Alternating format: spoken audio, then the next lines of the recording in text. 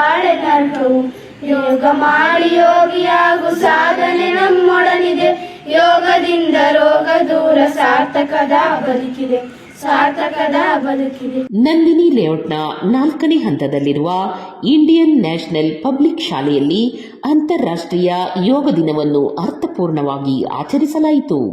Vidyavihar educational and cultural trust ಅಧ್ಯಕ್ಷರು ಹಾಗೂ ಶಾಲೆಯ ಸಂಸ್ಥಾಪಕರಾದ ಸುಧಾಕರ್ ಬ್ಯಾಟೋರಿರವರ ಅಧ್ಯಕ್ಷತೆಯಲ್ಲಿ ನಡೆದ ಕಾರ್ಯಕ್ರಮದಲ್ಲಿ ಮೊದಲಿಗೆ ಸುಧಾಕರ್ ಅವರ ಹುಟ್ಟುಹಬ್ಬಕ್ಕೆ ಶುಭಾಶಯ ಕೋರುವ ಮೂಲಕ ಶಾಲೆಯ ಎಲ್ಲ ಮಕ್ಕಳು, ಅಧ್ಯಾಪಕ ವರ್ಗ, ಸಿಬ್ಬಂದಿ ವರ್ಗ ಭಾಗವಹಿಸಿದ್ದರು.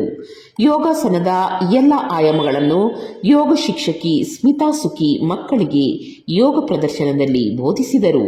ಯೋಗವು ಕೇವಲ ವ್ಯಾಯಾಮವಲ್ಲ, ಅದು ದೇಹ, ಮನಸ್ಸು ಮತ್ತು ಆತ್ಮವನ್ನು ಒಂದಾಗಿಸುವ ಜೀವನ ಶೈಲಿಯಾಗಿದೆ. ಭಾರತದ ಪ್ರಾಚೀನ ಪರಂಪರೆಯಾದ ಯೋಗವನ್ನು ಜಗತ್ತಿನಾದ್ಯಂತ ಪರಿಚಯಿಸುವ ಉದ್ದೇಶದಿಂದ 2014ರಲ್ಲಿ ಪ್ರಧಾನಿ ನರೇಂದ್ರ ಮೋದಿ ಅವರು ವಿಶ್ವಸಂಸ್ಥೆಯಲ್ಲಿ ಪ್ರಸ್ತಾಪಿಸಿದ ಬಳಿಕ 2015ರಿಂದ ಪ್ರತಿ ವರ್ಷ ಜೂನ್ 21ರಂದು ಅಂತಾರಾಷ್ಟ್ರೀಯ ಯೋಗ ದಿನವನ್ನು ಆಚರಿಸಲಾಗುತ್ತಿದೆ. ಯೋಗಾಭ್ಯಾಸದಿಂದ ದೈಹಿಕ ಆರೋಗ್ಯ ಸುಧಾರಿಸುವುದರ ಜೊತೆಗೆ ಮಾನಸಿಕ ಒತ್ತಡ ಕಡಿಮೆಯಾಗುತ್ತದೆ. ನಿಯಮಿತ ಯೋಗದಿಂದ ದೇಹದ ಲವಲವಿಕೆ ಹೆಚ್ಚುತ್ತದೆ, ರೋಗ ನಿರೋಧಕ ಶಕ್ತಿ ವೃದ್ಧಿಯಾಗುತ್ತದೆ ಹಾಗೂ ಮನಸ್ಸಿಗೆ ಶಾಂತಿ ದೊರೆಯುತ್ತದೆ. ಇಂದು ದೇಶದ ವಿವಿಧ ನಗರಗಳು, ಶಾಲೆಗಳು, ಕಾಲೇಜುಗಳು, ಸರ್ಕಾರಿ ಕಚೇರಿಗಳು ಹಾಗೂ ಸಾರ್ವಜನಿಕ ಸ್ಥಳಗಳಲ್ಲಿ ಸಾವಿರಾರು ಜನರು ಯೋಗಾಭ್ಯಾಸ ಮಾಡುವ ಮೂಲಕ ಯೋಗ ದಿನವನ್ನು ಸಂಭ್ರಮಿಸುತ್ತಿದ್ದಾರೆ. ಇದು ಅಂತಾರಾಷ್ಟ್ರೀಯ ಯೋಗ ದಿನದ ಅಂಗವಾಗಿ ನಮ್ಮ ಶಾಲೆಯಲ್ಲಿ we had organized for yoga day, and it is becoming an order of the day. Everybody should follow that for a good health, good mental balance and good education and good well-being of the students, and everybody should participate in it.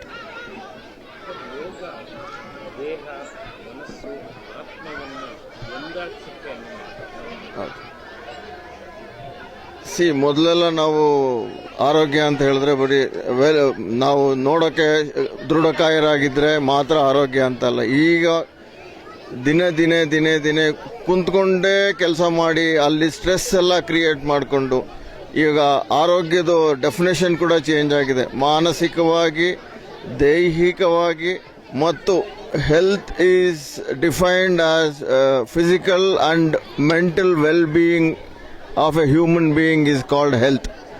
ನಾವು ಒಬ್ಬ ಮನುಷ್ಯ ನೋಡಿದ್ರೆ ಆರೋಗ್ಯವಾಗಿ ಕಾಣೋದಲ್ಲ, ಅವನು ಮಾನಸಿಕ ಸ್ಥಿತಿನೂ ಆರೋಗ್ಯವಾಗಿರಬೇಕು. ಇದರಿಂದ ಈ ಮಾನಸಿಕವಾಗಿ ಆರೋಗ್ಯವಾಗಿರಬೇಕಂದ್ರೆ ನೀವು ಯೋಗ ಮಾಡಲೇಬೇಕು. ಜಿಮ್ಗೆ ಹೋಗೋದಾಗಲಿ, ಕಸರತ್ತು ಮಾಡೋದಾಗಲಿ ಅದು ನಿಮ್ಮ ದೇಹನ ದಂಡಿಸ್ಬೋದು, ಬಟ್ ಮಾನಸಿಕವಾಗಿ ನಿಮ್ಮ ಮನಸ್ಸು ಮತ್ತು ದೇಹವನ್ನು ಎರಡನ್ನೂ ದಂಡಿಸೋದಕ್ಕೆ ಯೋಗ ಅಂತ ಕರಿತೀವಿ ನಾವು.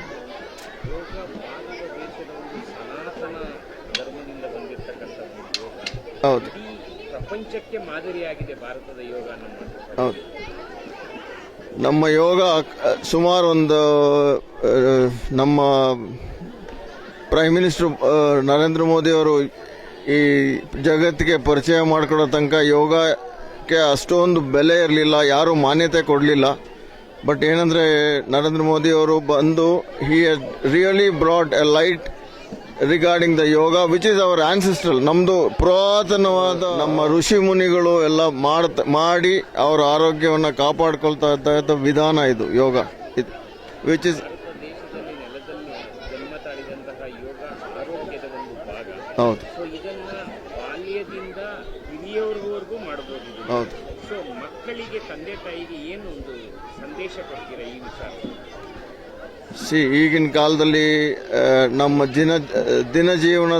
ಜೀವನ ಶೈಲಿ ಹೇಗಾಗಿದೆ ಅಂತ ಹೇಳಿದ್ರೆ, ನಮ್ಮೆಲ್ಲ ಪಾಶ್ಚಿಮಾತ್ಯರನ್ನ ನೋಡಿ ಅವ್ರು ಮಾಡೋದನ್ನೆಲ್ಲ ಕಲ್ತ್ಕೊಂಡು ನಮ್ಮ ಮಕ್ಕಳು ನಮ್ಮ ಸಂಸ್ಕೃತಿನೇ ಮರೆಯೋ ಕಾಲದಲ್ಲಿ ಇವಾಗ yoga is the only source and the way how we can restore ನಮ್ಮ ಸನಾತನ ಧರ್ಮನ ಕಾಪಾಡ್ಕೊಳ್ಳೋದಕ್ಕೆ ಇದೊಂದೇ ದಾರಿ ನಮಗೆ.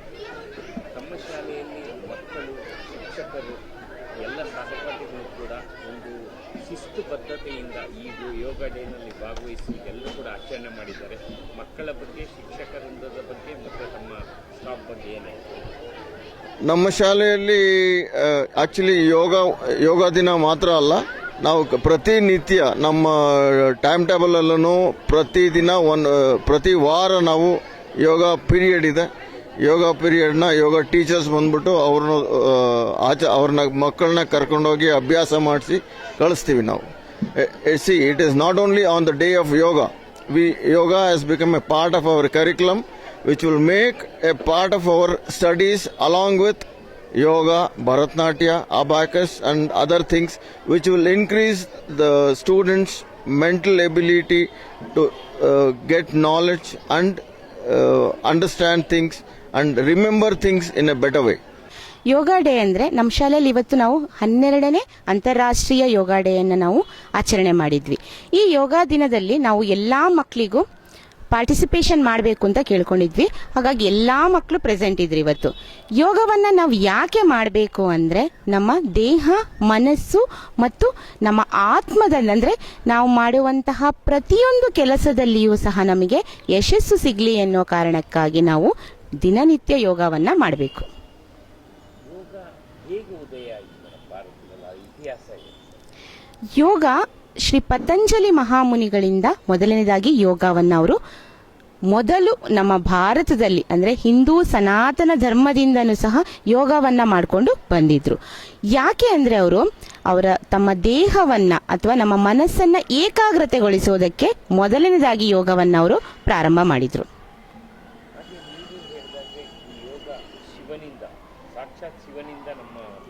ಹೌದು, ಶಿವನಿಂದ ಯಾಕೆ ಬಂತು ಅಂದರೆ, ಶಿವ ತನ್ನೆಲ್ಲ ಪರಿವಾರದವನ್ನ ಬಿಟ್ಟು ಅವನು ತಪಸ್ಸನ್ನ ಮಾಡ್ತಾ ಇರ್ತಾನೆ. ಅವನಿಗೆ ಶಿವ ಮಹಾದೇವನಿಗೆ ಯೋಗವನ್ನ ಒಲಿಸ್ಕೊಳ್ಬೇಕು ಎನ್ನುವಂತಹ ಒಂದು ಮುಖ್ಯವಾದಂತಹ ಒಂದು ಧ್ಯಾನದ ಮೂಲಕ ಅವನು ಯೋಗವನ್ನ ತನ್ನಲ್ಲಿ ತಾನು ತೊಡಗಿಸಿಕೊಳ್ತಾನೆ. ವಿದ್ಯಾರ್ಥಿಗಳಿಗೆ ಮತ್ತು ಪೋಷಕರಿಗೆ ಯೋಗದ ವಿಚಾರವಾಗಿ ಏನು ಮೆಸೇಜ್ ಕೊಡ್ತೀರಾ? ಈ ಯುಗದಲ್ಲಿ, ಅಂದರೆ ಈಗ ಆಧುನಿಕ ಯುಗದಲ್ಲಿ ನಾವೆಲ್ಲರೂ ಡಿಜಿಟಲ್ ಮಯವಾಗಿಬಿಟ್ಟಿದ್ದೀವಿ. ಯಾವಾಗ ನೋಡಿದ್ರು ನಾವು ಮೊಬೈಲ್ ಬಿಟ್ಟರೆ ಟಿವಿ ಇದರಲ್ಲೇ ಭಾಗವಹಿಸ್ತಾ ಇರ್ತೀವಿ. ಹಾಗಾಗಿ ನಾವು ಯೋಗವನ್ನು ಮೊದಲನೇದಾಗಿ ನಮ್ಮ ಆರೋಗ್ಯವನ್ನು ಕಾಪಾಡಿಕೊಳ್ಳೋದಕ್ಕೆ ನಾವು ಯೋಗವನ್ನು ಪ್ರತಿನಿತ್ಯ ಕೇವಲ 10 ನಿಮಿಷ ಆದರೂ ನಾವು ಮಾಡಲೇಬೇಕು.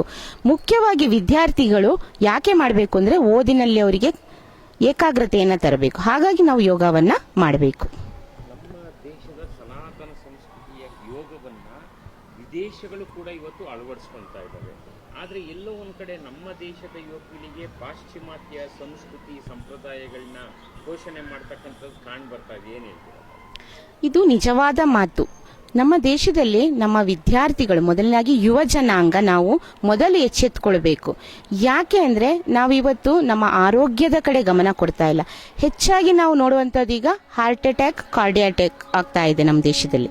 ಅದನ್ನು ನಾವು ತಪ್ಪಿಸಬೇಕು ಅಂದರೆ ಧ್ಯಾನ ಮತ್ತು ಯೋಗವನ್ನು ಮುಖ್ಯವಾಗಿ ನಮ್ಮ ಭಾರತ ದೇಶದ ಯುವ ಪೀಳಿಗೆ ಅದನ್ನು ಮಾಡಬೇಕು.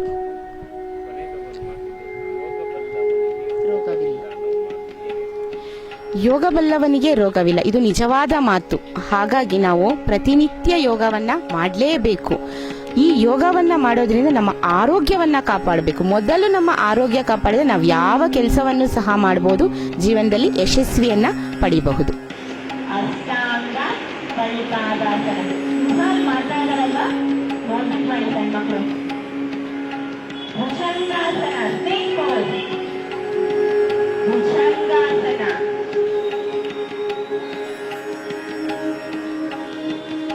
ಅದೇ ಸ್ಥಿತಿಯಲ್ಲಿ bhujangasana,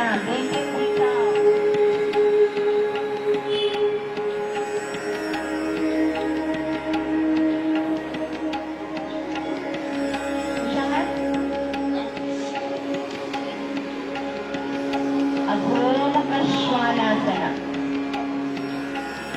ಏಕಪಾದ left leg front, right leg back, ಏಕಪಾದ ಪ್ರಸನ್ನಾಸನ, ಸಮಸ್ಥಿತಿ, ನಮನಾಸನ, ರಿಲ್ಯಾಕ್ಸ್, ನಮಸ್ಕಾರಾಸನ, ಊರ್ಧ್ವ ನಮಸ್ಕಾರಾಸನ, Uttanasana,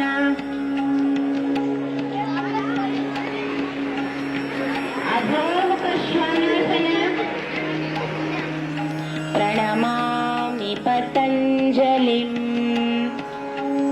Now tell all of you. ಸರ್ವೇ ಭವಂತು ಸುಖಿನಃ.